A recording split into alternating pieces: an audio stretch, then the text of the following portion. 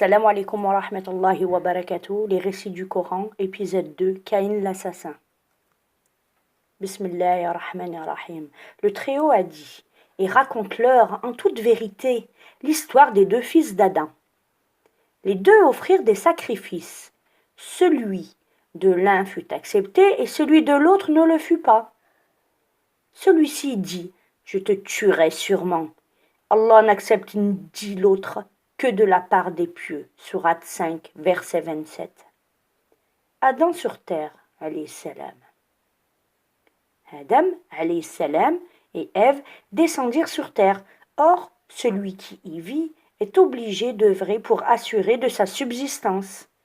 Adam, alayhi salam, observa la terre autour de lui et vit qu'elle était vaste et remplie de bienfaits. Il y vit des fleuves couler, et le sol fertile n'attendre que celui qui voudrait le labourer. Adam alayhi salam souhaita qu'Allah lui accorde une descendance vertueuse qui puisse peupler cette terre et jouir de ses richesses.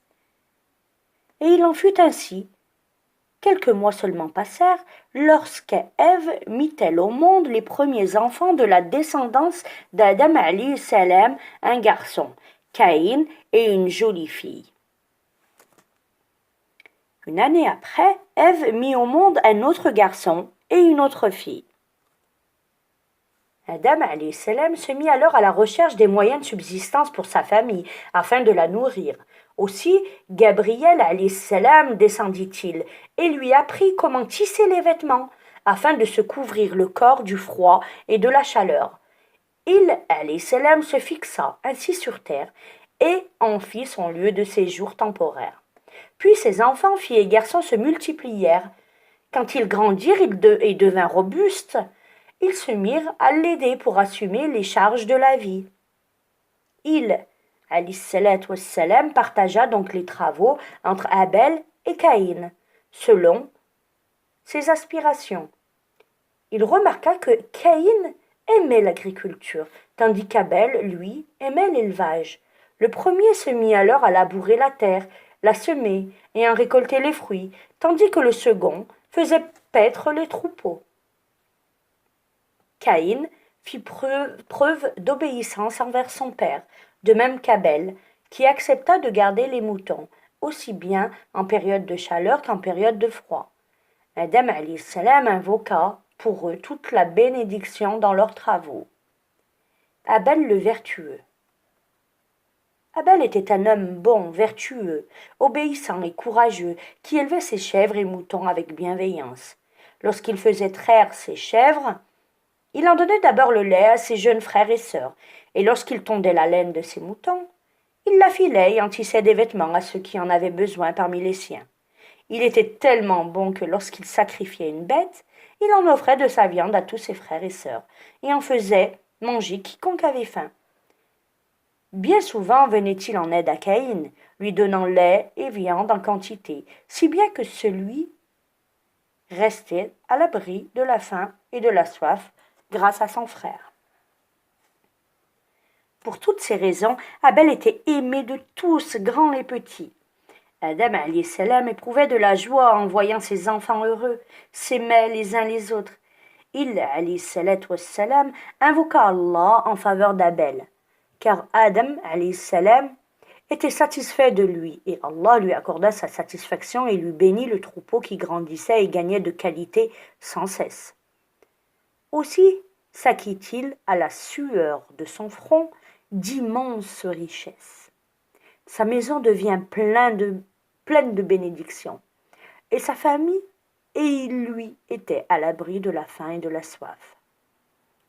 Contrairement à son frère Caïn, était feignant et avare et refusait d'accomplir les tâches quotidiennes nécessaires susceptibles de lui assurer une subsistance régulière. Son cas était en effet étonnant. Tandis qu'Abel travaillait avec sérieux, Caïn ne le faisait qu'à contre-cœur, n'étant jamais satisfait des tâches qu'on lui confiait. Il était aussi avare au point où, lorsqu'il récoltait ses grains et fruits, il le faisait de nuit, de peur que personne parmi ses frères et sœurs ne le voie, et lorsque l'un d'eux lui demandait quelque aide, il le chassait sans ménagement et refusait de lui donner quoi que ce soit. Parfois, Adam alayhi salam en personne venait-il le voir pour lui demander de faire preuve de compassion. Mais Caïn se détournait de lui. Il ne cherchait jamais à obtenir sa satisfaction, ni celle d'Allah au demeurant. Les bénédictions lui furent donc retirées, et il devint déplaisant envers ses frères et sœurs qui, eux aussi, se détournèrent de lui. Adam alayhi salam en fut très attristé, car il savait que son fils allait s'exposer à la colère d'Allah. L'amour et la considération des autres pour Abel stimulèrent la haine de Caïn pour son frère. Il le détestait, Abel, de plus en plus, et l'enviait pour l'abondance de ses biens et l'affection que lui portait leur père. Il portait le mal là où il allait, en dépit de la sincérité et du dévouement qu'Abel lui témoignait. Iblis et son rôle maudit. Caïn devint une proie pour Iblis. En effet, son cœur s'emplit-il d'animosité pour ses frères et sœurs, et le diable en profita pour lui suggérer de se venger d'Abel. Il lui inspira entre autres mauvaises idées. Ton père est responsable de l'engouement des gens pour ton frère et de leur éloignement de toi, car ils ont vu combien ils l'aiment, et ils l'ont aimé. Et ils ont vu combien ils te détestent, et ils t'ont détesté.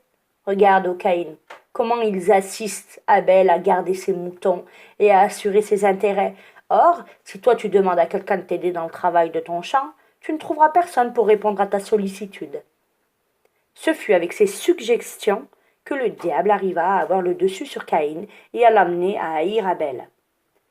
Loin de s'arrêter là, le diable accentua ses suggestions à Caïn et arriva à le soumettre complètement. Il tomba donc à sa merci, lui obéissant dans tout ce qu'il lui ordonnait. Ainsi, lorsqu'il lui ordonnait-il d'agresser ses frères, il lui obéissait aussitôt. Le diable n'inspira à Caïn que le mal, fidèlement au serment qu'il avait fait avant son expulsion du paradis avec Adam alayhi salam et son épouse. Il avait dit: par ta puissance, je les séduirai assurément tous. Sourate 38, verset 82. Ce jour-là, il avait promis de séduire la descendance d'Adam alayhi salam et de ne ménager aucun effort pour l'amener à commettre les péchés afin qu'il partage le châtiment qui l'attend dans l'au-delà. Le diable commença par détruire la famille d'Adam alayhi salam en semant la zizanie entre Abel et Caïn. Il va même suggérer un jour à Caïn: ne t'ai-je pas informé auparavant qu'Adam alayhi salam préfère Abel sur toi? Il ne te veut aucun bien, loin s'en faut. Ne sais-tu pas qu'il envisage de donner ta jolie sœur en mariage à Abel, elle qui est née en même temps que toi du même ventre, et qu'il veut te donner sa sœur, la laide, née en même temps que lui, du même ventre? N'est-ce pas là une injustice flagrante à ton égard, ô Caïn? N'es-tu pas plus en droit que lui d'épouser ta sœur? Or, ce ne fut pas l'idée d'Adam alayhi salam. Mais ce fut Allah qui lui inspira de donner à Caïn la jumelle d'Abel, et vice-versa. Il n'avait certes pas d'autre choix, en ce sens qu'il n'y avait pas d'autre être humain sur terre que lui et sa famille. La jumelle de Caïn était très belle, tandis que celle d'Abel l'était moins. Aussi Caïn voulait-il s'approprier la plus belle. Le diable lui inspira l'obsession de se marier avec sa jumelle et de refuser celle d'Abel, quel qu'en soit le prix. Or, ce désir s'opposait à l'ordre d'Allah, à savoir qu'Adam alayhi salam devait marier ses filles de façon à ce que chaque fille issue d'une grossesse épouserait le garçon issu de l'autre. Caïn se mit en porte-à-faux avec l'ordre d'Allah, de sa religion et sa législation. Cela eut pour conséquence de mettre Adam alayhi salam dans l'embarras, ne sachant que faire avec ce fils désobéissant. L'offrande. Adam alayhi salam alla voir Caïn et lui expliqua qu'il était devenu un jeune homme et qu'à ce titre il était de son devoir d'avoir une épouse. Il lui ajouta qu'il dit la même chose à son frère Abel. Mais après avoir su que son père voulait le marier à la jumelle d'Abel et marier ce dernier à la sienne, Caïn se mit en colère. Adam alayhi salam essaya de le convaincre, lui disant: « Ô mon fils, Ta jumelle ne t'est pas licite, pour ton frère aussi. Sa jumelle ne le lui est pas. Mon Seigneur m'a ordonné de marier chacun de vous avec la jumelle de l'autre. Mais Caïn persista dans son refus et accusa son père d'être injuste et de ne pas faire preuve d'équité entre lui et son frère, prétendant que son père aimait Abel plus que lui. Adam alayhi salam essaya davantage de le convaincre que ce choix ne provenait pas de lui mais d'un ordre d'Allah, et que c'était là la décision la plus légale qui soit, la mettant en garde contre sa désobéissance à Allah. Caïn refusa et resta ferme dans sa décision.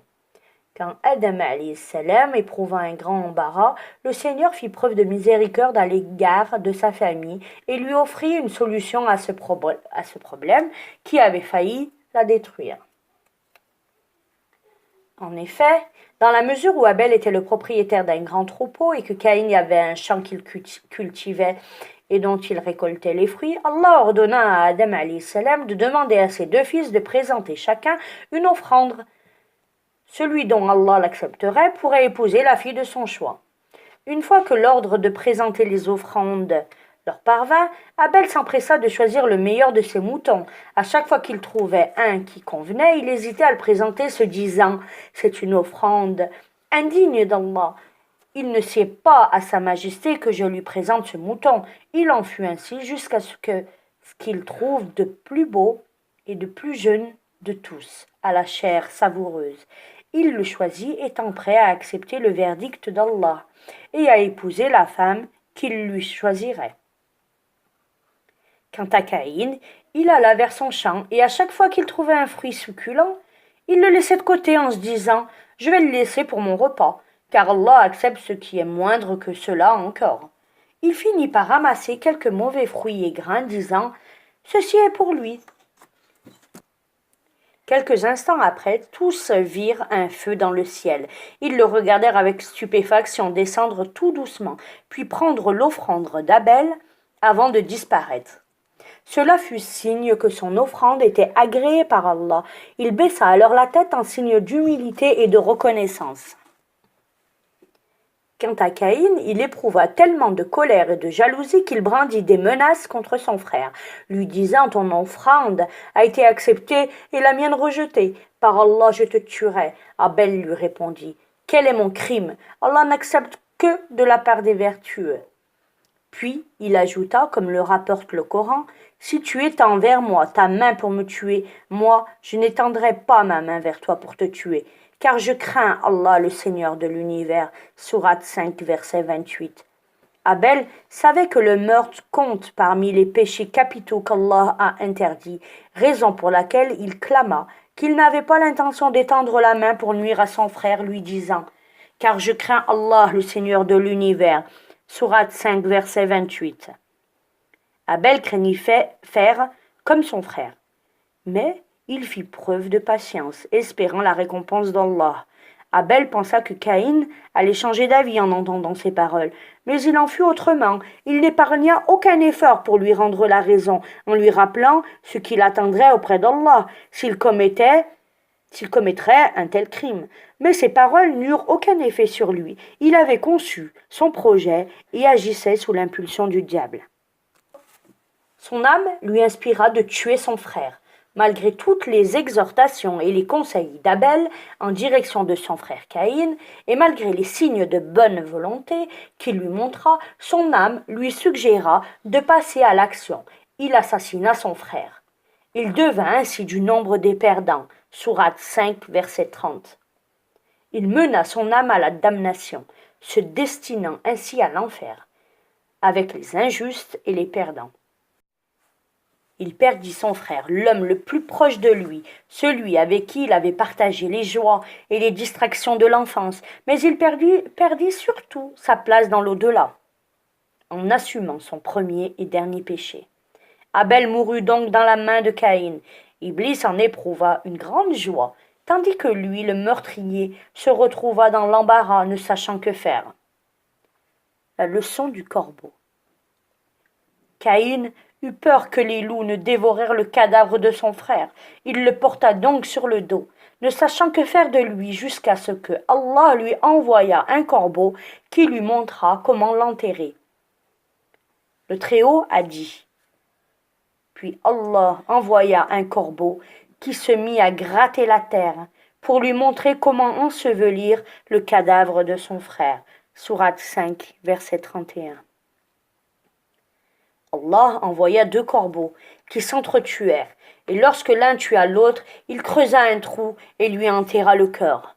En voyant cette scène, Caïn s'exclama. Malheur à moi! Suis-je incapable d'être comme ce corbeau à même d'ensevelir le cadavre de mon frère? Il devint donc de ceux que ronge le remords. Sourate 5, verset 31. Il se rendit compte de son acte horrible et se dit. Malheur à moi. Sourate 5, verset 31. Il enterra ensuite son frère, regrettant son acte. Mais son regret ne lui servit à rien, car il venait de commettre là un grand péché, tout en désobéissant à son père Adam alayhi salam, et l'enfer fut sa rétribution. Quant à Abel, sa récompense fut le paradis, en reconnaissance de son obéissance, de sa tolérance et de sa satisfaction devant ce que Allah lui avait attribué. Barakallahu fikum, wassalamu alaikum wa rahmatullahi wa barakatuh. أنت نور الله فجرا جئت بعد العسر يسرا